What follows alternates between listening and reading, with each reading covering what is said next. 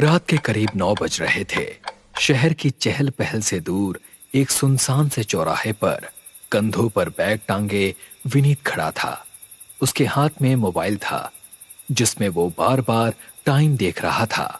दोनों तरफ घना जंगल था जहां से जब भी किसी जानवर की गुर्राने की आवाज आती तो वो डर जाता। इन लोगों ने तो हद कर दी है, मैं और नहीं रुक सकता। अब उसने रोनित को कॉल लगाया और 3 बार रिंग होने के बाद उसने कॉल रिसीव किया। हेलो विनीत। क्या हेलो विनीत, पिछले आधे घंटे से मैं इसी चौराहे पर खड़ा हूँ। कहीं कोई जंगली जानवर या कोई चोर लुटेरा आ गया तो मेरे साथ कुछ भी हो सकता है। अरे सॉरी यार, तुझे तो पता है ना इन लड़कियों का, वो आधे घंटे का बोलती हैं, मतलब समझ लो कि 3 घंटे लगने वाले हैं। और जब ये तैयार हो गई तो कोई भी auto Kali Ghat railway station तक जाने को तैयार ही नहीं था। अच्छा ठीक है, ये बताओ अभी तुम लोग कहाँ हो? एक अंकल की कैब में आ रहे हैं। ये कहकर रोनित ने धीरे से कहा, हमने इनको बताया नहीं है कि हमें काली घाट रेलवे स्टेशन जाना है। बस एक बार तुझे पिक कर ले, फिर इनके पैसे रोक कर इनको वहां जाने को मजबूर कर देंगे। तू वहीं पर रुक। कुछ देर और इंतजार करने के बाद एक कैब उसके सामने आकर रुक गई जिसमें रोनित, माधव, रिया और मेघना बैठे हुए थे। अगर 5 मिनट और लेट आते ना तो मैं यहाँ से वापस लौटने वाला था। अरे गुस्सा क्यों हो रहा है यार? अब आजा, चल बैठ जा। बोलिए भाई साहब, अब कहाँ छोड़ना है आपको? अरे अंकल, हमें काली घाट रेलवे स्टेशन जाना है। क्या कहा? काली घाट रेलवे स्टेशन, वो भी रात में? ऐसे शौक क्यों हो रहे हैं आप? आधे घंटे का रास्ता है, आप हमें वहां छोड़ दीजिए, उसके बाद आपके पैसे मिल जाएंगे। बात पैसों की नहीं है, वो रेलवे स्टेशन ठीक नहीं है। भूत प्रेत छलावा, वहां हर तरह का खतरा है। यह सुनकर रिया और मेघना के चेहरे पर हल्का सा डर उभर आया। शायद इसीलिए कोई भी ऑटो वाला वहां जाने को तैयार नहीं था। अरे तू भी ना रिया, कैसी बातों पर यकीन कर रही है? अंकल, आप हमें वहां ले चलिए, जितने पैसे चाहिए आपको मिल जाएंगे। बस अब हमें और डराने की कोशिश मत कीजिएगा। उस आदमी को थोड़ा बुरा तो लगा, लेकिन उसने काली घाट रेलवे स्टेशन की तरफ गाड़ी दौड़ा दी। मुंबई पहुंचकर अब तो 1 हफ्ते तक सिर्फ मजे ही मजे करने हैं। हाँ यार, मैं तो कम से कम 3 बार जुहू बीच जाकर एंजॉय करूंगी। अब एक सुनसान चौराहा नजर आने लगा और उस कैब ड्राइवर ने वहीं कैब रोक दी। अरे क्या हुआ अंकल, आपने यहाँ गाड़ी क्यों रोक दी? अब मैं इसके आगे नहीं जाने वाला। तुम लोगों को अब 200 कदम पैदल चलना होगा, उसके बाद तुम लोग उस काली घाट रेलवे स्टेशन पर पहुंच जाओगे, मौत के मुंह में। यह सुनकर रिया और मेघना फिर से डर गईं, तो रोनित ने उन्हें शांत होने के लिए कहा, अरे अंकल, आप फिर से लड़कियों को डरा रहे हैं।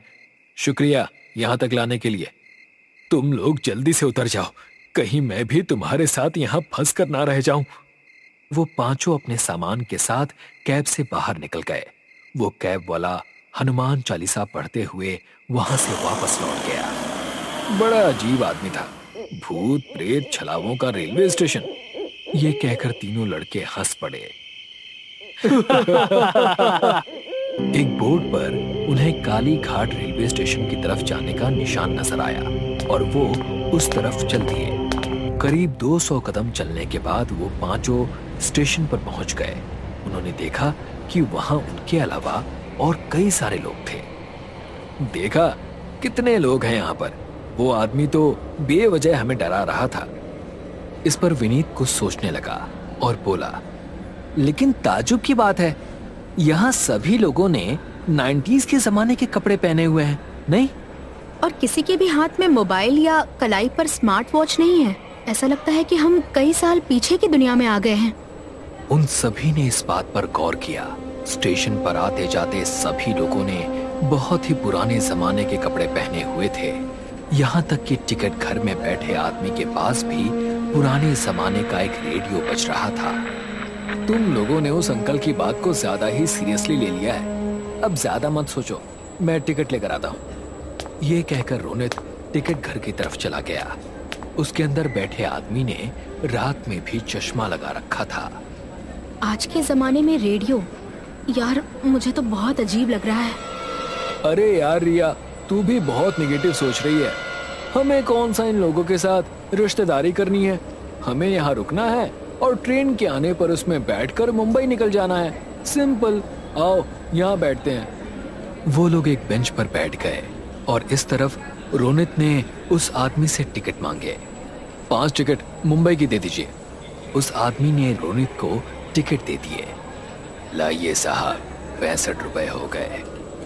ये सुनकर रोनित हैरान रह गया और बोला, हैं?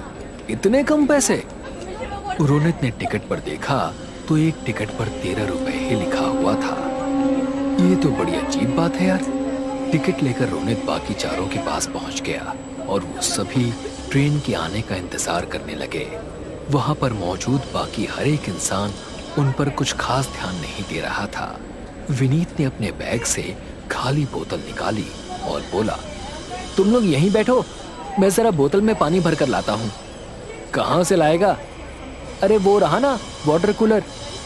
प्लेटफॉर्म से काफी दूर एक बड़ा वाटर कूलर लगा हुआ था जहाँ काफी कम रोशनी थी। मैं आता हूँ। हाँ, ये कहकर विनीत पानी भरने चला गया और फिर 1 मिनट के अंदर ही एक ट्रेन प्लेटफॉर्म पर आती दिखाई दी। थैंक गॉड ट्रेन आ गई। ट्रेन के रुकते ही वो चारों ट्रेन में चढ़ गए। उन्हें ये देखकर बड़ा अजीब लग रहा था कि ट्रेन में काफी लोग थे। लगता है वो आगे वाला कोच खाली है, चलो। वो चारों एक कोच खाली देखकर उसमें बैठ गए। अरे आजा भाई, कहीं ट्रेन चलना दे। आ रहा हूं। तभी पीछे से किसी ने विनीत का हाथ पकड़ा और उसने पलट कर देखा तो चीख उठा, अरे विनीत, क्या हुआ तुझे? विनीत अचानक से अंधेरे की तरफ गिर गया और उनकी नजरों से ओझल हो गया।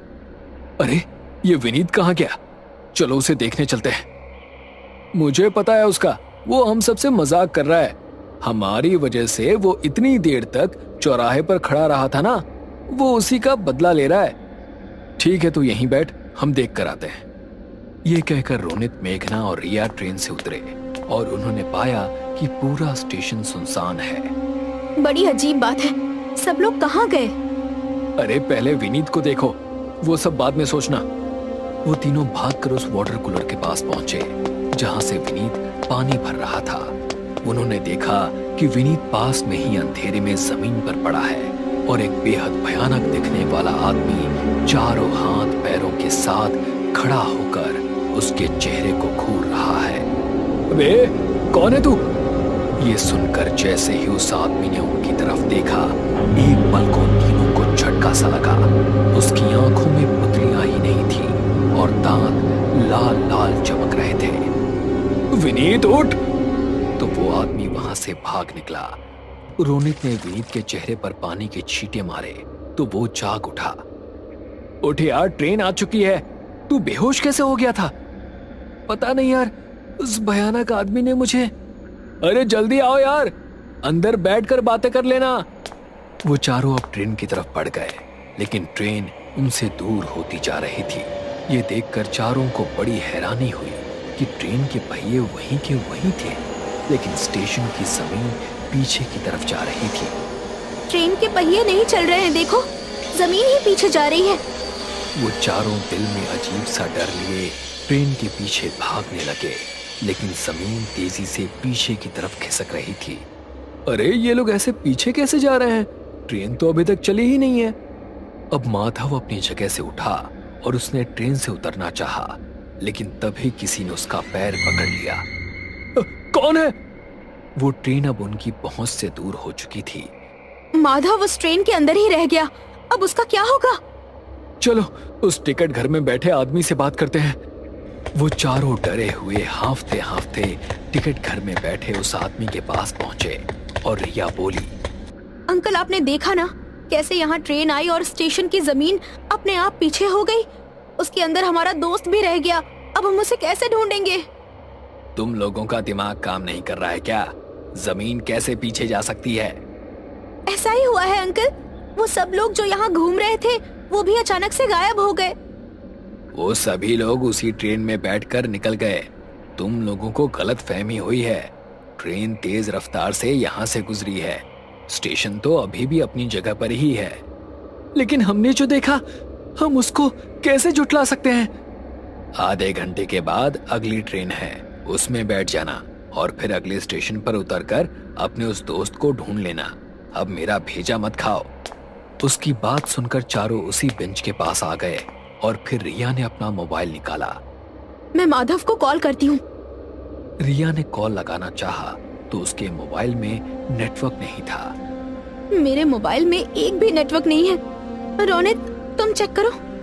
इसके बाद एक एक करके सभी ने अपने मोबाइल निकाले और सभी के नेटवर्क गायब थे। इस तरफ माधव, जो कि अभी ट्रेन के अंदर ही था, उसने पलट कर देखा तो उसके पैर किसी ने पकड़ कर रखे थे। उसकी आंखें खौफ से फटी की फटी रह गई और मुंह से चीख निकल पड़ी। माधव ने अपने पीछे क्या देखा? क्या अगली ट्रेन पकड़ पाएंगे? और अगर पकड़ी भी तो क्या वो सेफ होगी? क्या है आखिर इस स्टेशन पर हो रही भूतिया घटनाओं का राज? ये सब आप जानेंगे इस कहानी के अगले और आखिरी पार्ट में।